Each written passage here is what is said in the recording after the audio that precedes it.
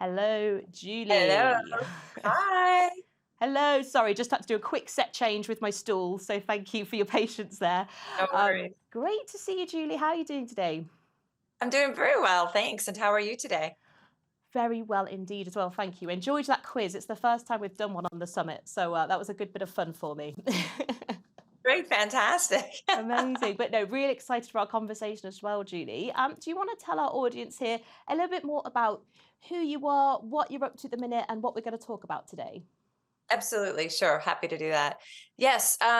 So my background is varied, it's not a path that was I think traditional for people in the marketing and the experience space. I actually started off as an engineer from Purdue. I have an environmental engineering degree, and believe me, I did that way before it was chic or cool to do so.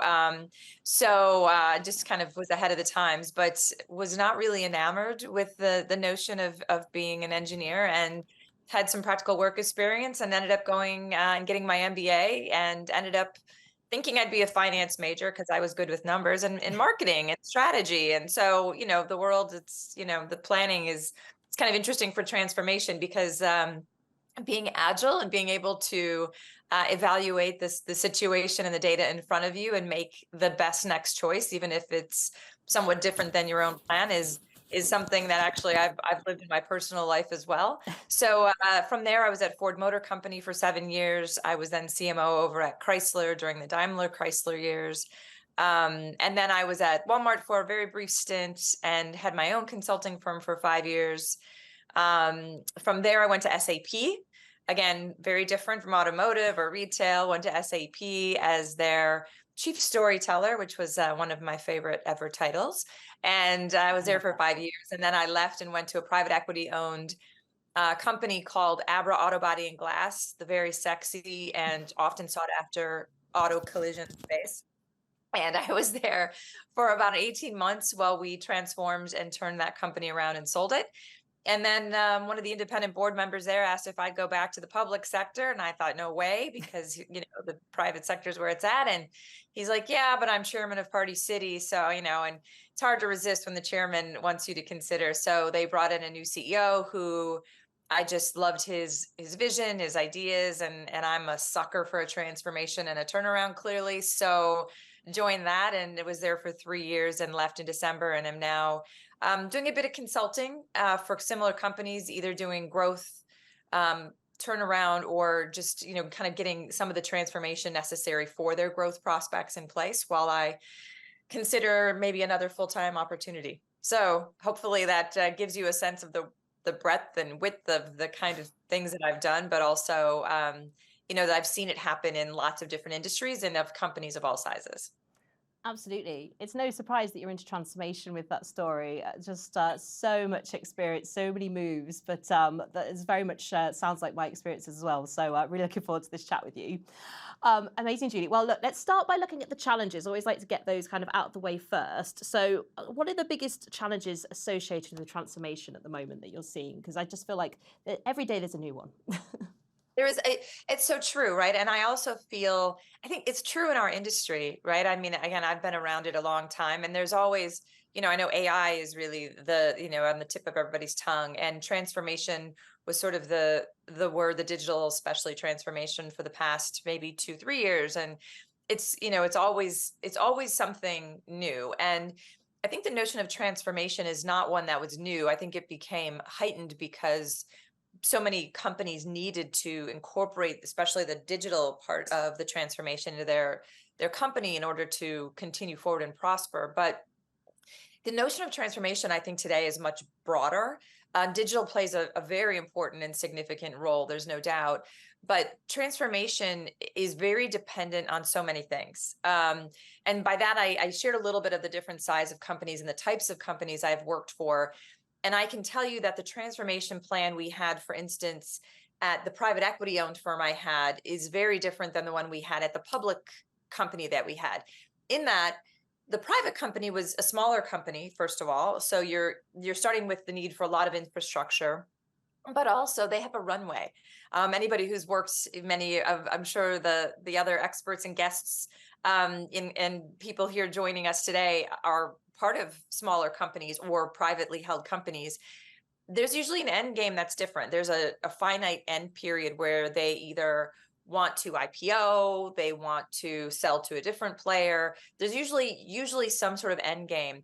And that changes your transformation plan, because in those instances, there's probably a great deal that needs to be transformed if you're sitting in the marketing or digital or experience chair. And you have to prioritize really based on that end game versus maybe what you know in your heart to be best for the really long term. And I know that sounds antithetical, but if I were to say, look, I know that building a better customer experience is going to engender greater loyalty, more frequent shops, greater basket, but there's some infrastructure and some time that has to be taken to actually get that built up.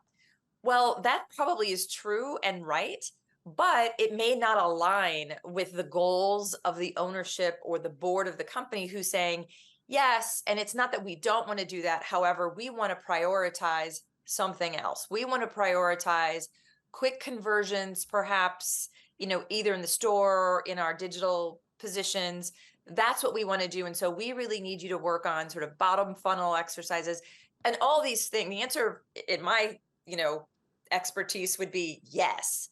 But the prioritization, the ability to leverage the money you have, the people you have, you've got to be able to reorganize those in a way that is going to engender success. Because I could try to push my agenda, the water pill, what I believe in most vociferously. And I always voice those things. But at the end of the day, if the company's committed to this endpoint and a shorter term goal, you're going to be more successful to try to meet those goals while maybe subtly doing some things behind the scenes that are building towards these longer term goals. So it's not a either or necessarily, but it's it's that 80-20 rule, right? Where do you put the weight of your work, and how do you figure out how to allocate those resources? So that's an example of how to think about transformation a bit differently than I think we do, which is like, oh, it's a digital transformation. Oh, it's a supply chain transformation. There's a lot of very specific verticals of transformation.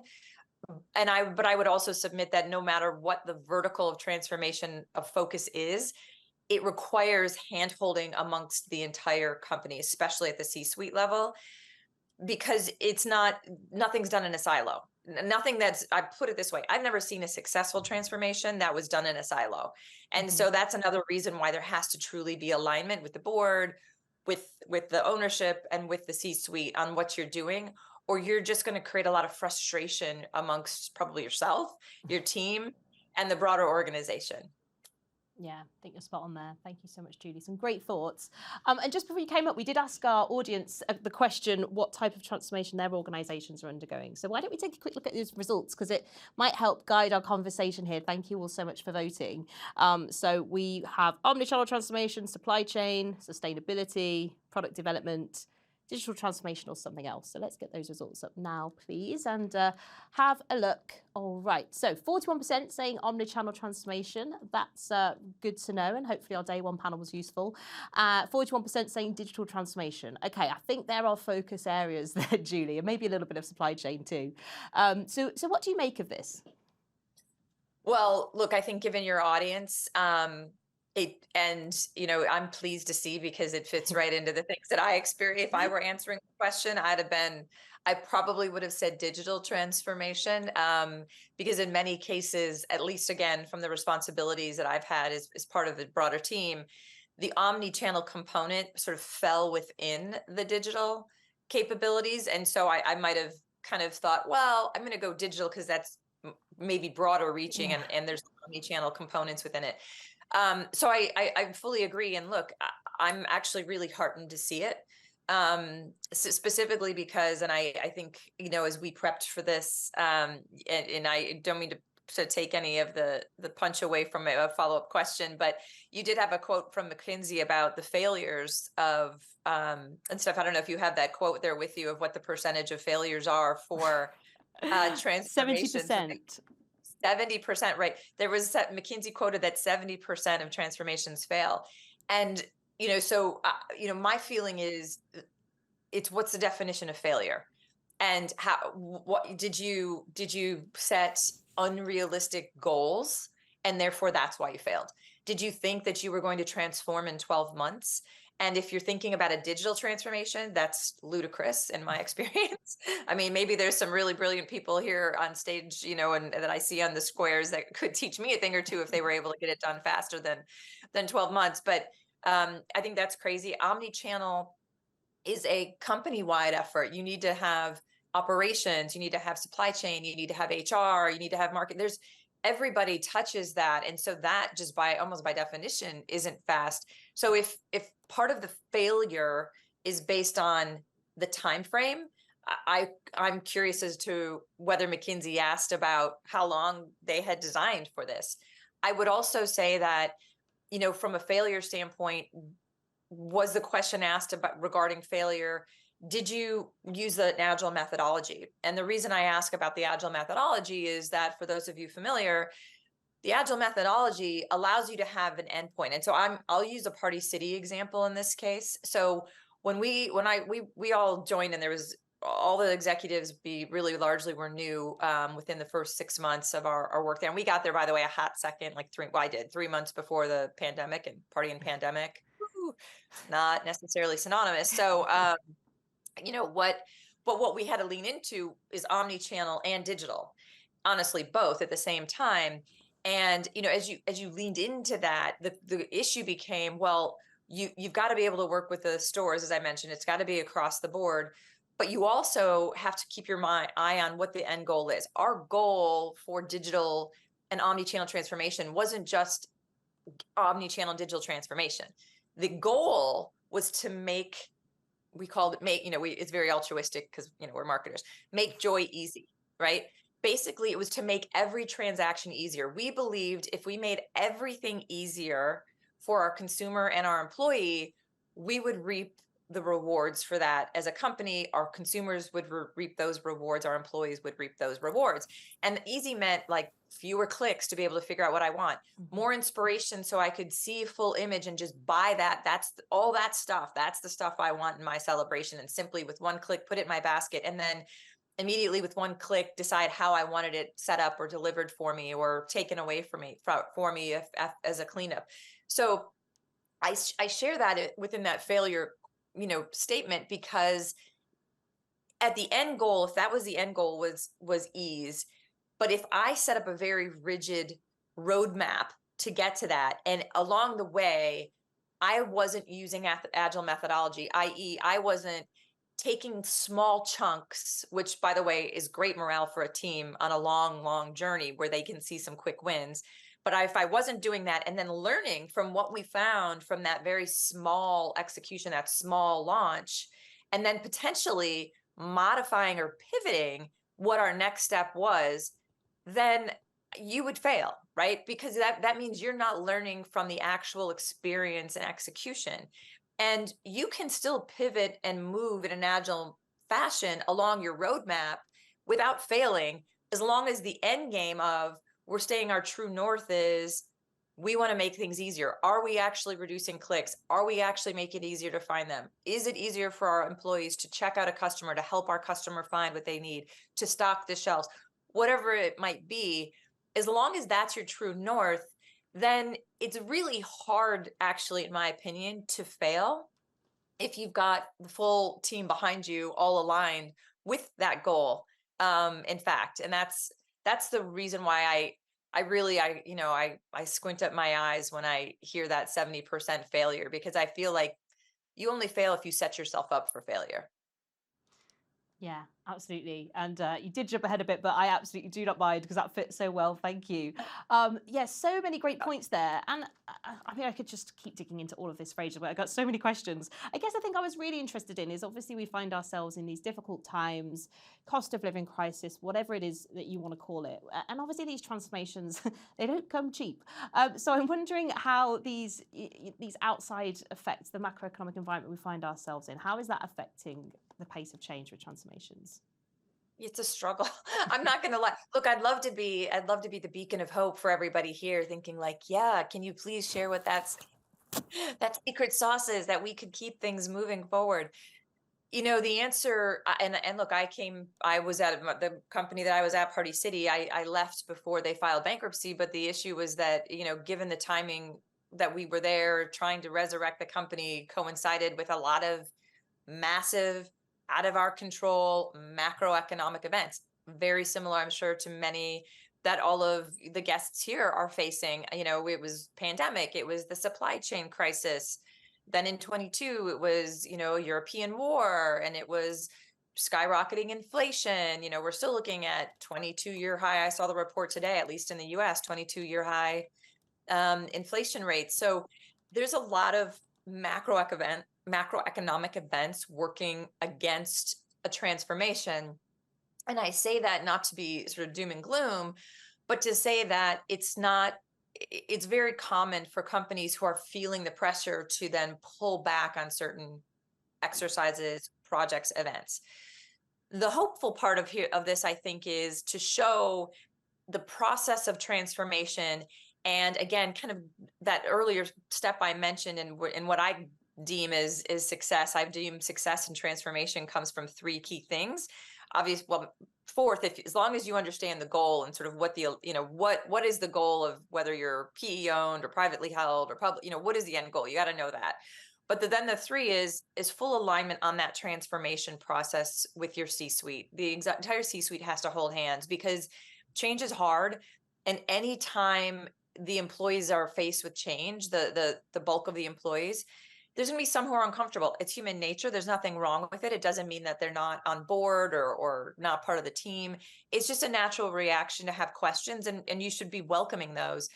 But when those issues come up, you've got to have that firm sort of alignment at that C-suite level, because those little cracks where you can sort of work it and really talk to the team can become the Grand Canyon if you let it get away from you, and you let some of the like, you know, you're right, maybe we shouldn't be doing all of this, and that's not really happening. You know, it's like the parents and the kids. If you let the kids sort of come between the parents, there's a lot of chaos in the family. And so that's kind of how I liken it, from a transformation. And then the third is, you know, the third part is really communication. Overly, that's actually second. Mine is over communication. You just have to over communicate these things. And then, you know, I think the third, you know, most important part is this piece that we're talking about, which are these quick wins in a transformation. Even in down times, these quick wins can be really great for an organization that's feeling the pinch. It can give them the sense of satisfaction that they're doing something positive. It can give the board, or if you're a public company, it can even give, you know, the analysts, in terms of your quarterly reporting, something to glom onto that shows that you're making progress, even in very, you know, restrictive times.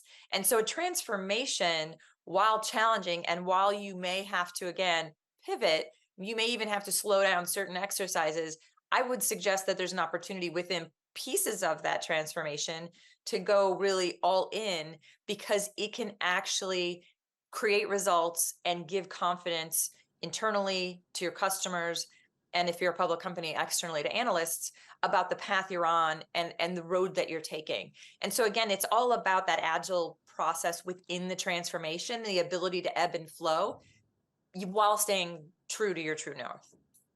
Yeah, absolutely love all of that. Thank you. And then the question on everyone's lips is about the Gen AI piece. And I think it's really important to talk about this along when I'm talking about the costs of things, because I've said it a couple of times this week. There's so many leaders out there who maybe don't quite understand it fully yet. I mean, none of us really fully understand it yet, but you know, maybe just be like, we need some Gen AI, you know, like, let's get a Gen AI, whatever that means, and maybe not really understanding what it can do, how it can actually help you, and like you say, kind of stay within that North Star remit. So I'm wondering what your take is on it, how it can help with transformations, and maybe some success stories you've seen or failures.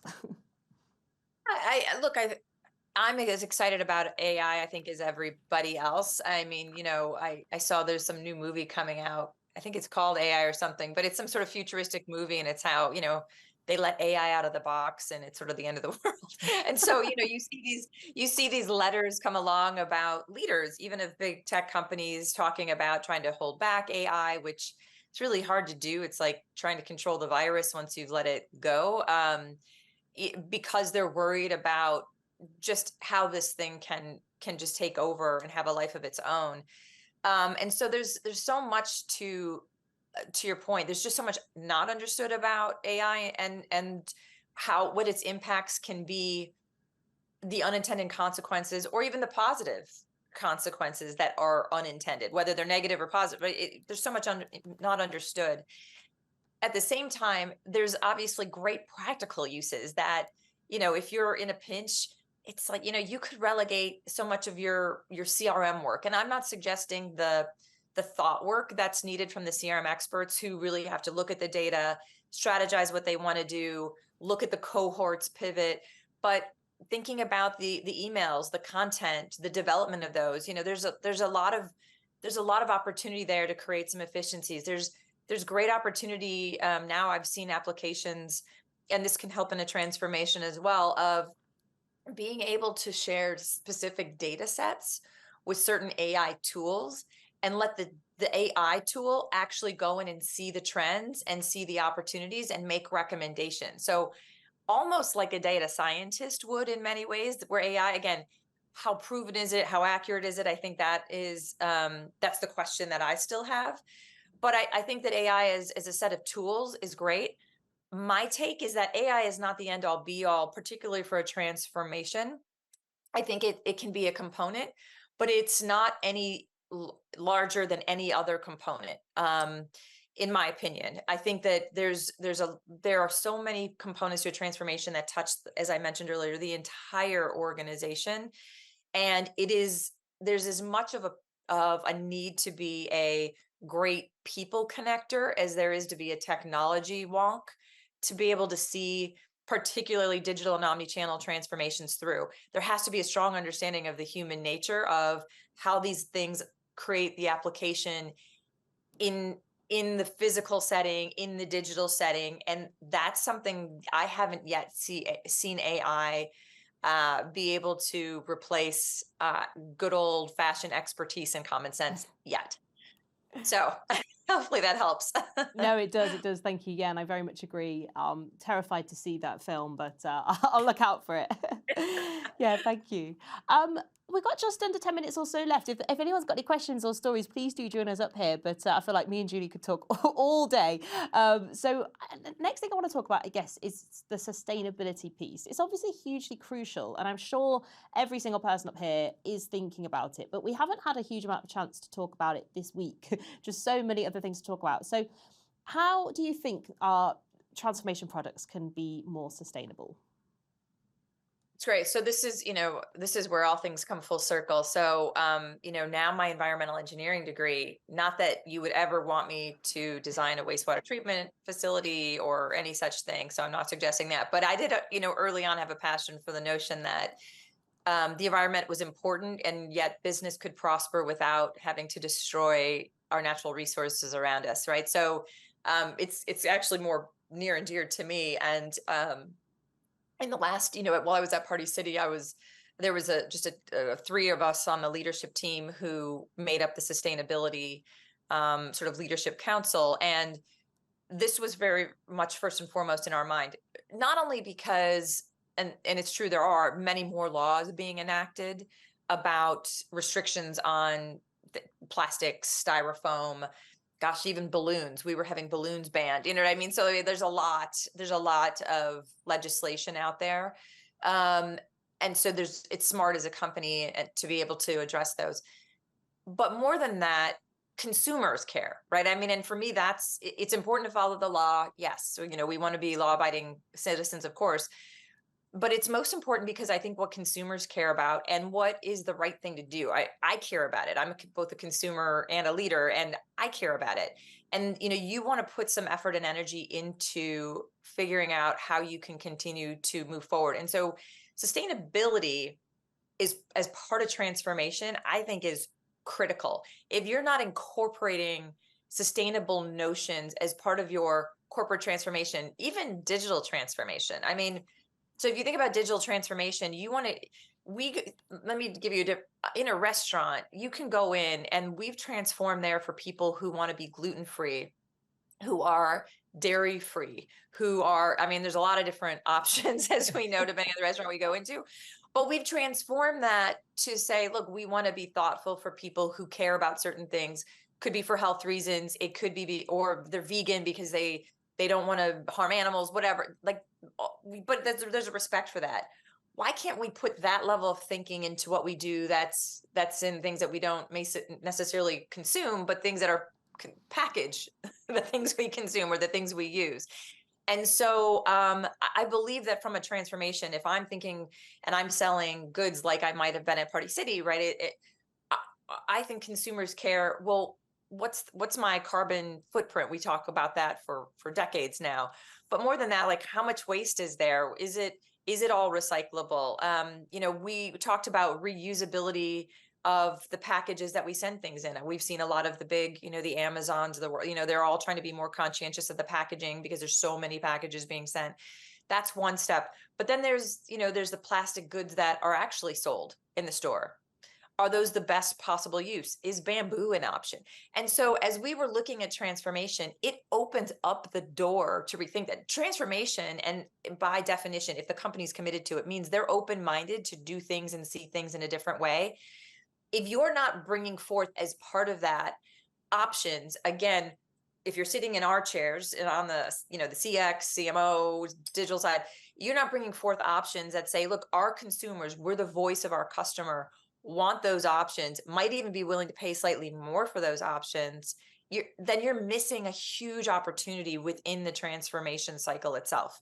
The same with recyclability. Have you set up recycling? We set up a coalition of, we were the biggest player in Celebration. So we set up a coalition of mom and pop shops, of grocers who sell party goods, we sold balloons, of helium providers, of people who shipped the helium, of people who made other because when you get together, you can do so much more good than trying to do it alone as a company. And I think as part of the sustainability movement, we as leaders have to get out of our thinking of our four walls that we work in and think about the fact that it's not necessarily a competitive advantage anymore. It may be for a short time, but because laws are moving there, to be able to share the cost, because it's expensive to move to sustainability, is to share this cost with partners in the ecosystem, broaden your ecosystem, like I just mentioned. And everybody can work to, like, what are our top priorities and how can we all jump in and invest to move us there? Everybody gets there faster. Everybody wins. It's the rising tide, lifts all boats theory. So yes, I'm very passionate about that too, but I think there's many ways to think about sustainability. Mm-hmm. Yeah, I can tell. No, thank you. That's super interesting. I would love to keep asking my questions, but we do have an audience question. So thank you so much. I believe we're bringing up Nick from L'Oreal. Welcome to the stage. We've only got a few minutes left. I feel like this question could be a full 30 minutes, but welcome, Nick. What's your question, please? I heard a lot of description about digital transformation, and I feel like it's still a very generic term that's thrown out there a lot. And so my question is, how do you describe digital transformation for a business today? And in my opinion, it's really kind of what you're describing, right? It's really about taking that agile and product management mindset across every facet of the business, right? Yeah. Not just retail, not just omnichannel, but again, into supply chain, into HR, into every facet of the business, because there's going to be continuous improvement in every facet of the business. So again, I just want to hear your take on what digital transformation means to you, and what would be the difference between a company who's gone through a complete digital transformation and a company who hasn't. Yeah, I love the question. You and I see eye to eye on this very much. The way that I see, let me tell about the way that I see digital transformation in terms of how I first approach it. I actually, when I come into a new company, and I've done this in multiple companies, I actually don't think digital transformation first. I just think, I'm old school, right? I'm the engineer. Are you familiar with the leaky bucket analysis? Anybody I'm older, so this is an old school term. Okay. So leaky bucket analysis was a term that we used to say, okay, if you have a bucket and there's a hole or a couple of holes in it, you're going to lose some water, and over time the water goes completely out of the bucket. The quest is, where are those holes? There might be pinpoint holes, so not super obvious, but they may be little holes. Where are those holes?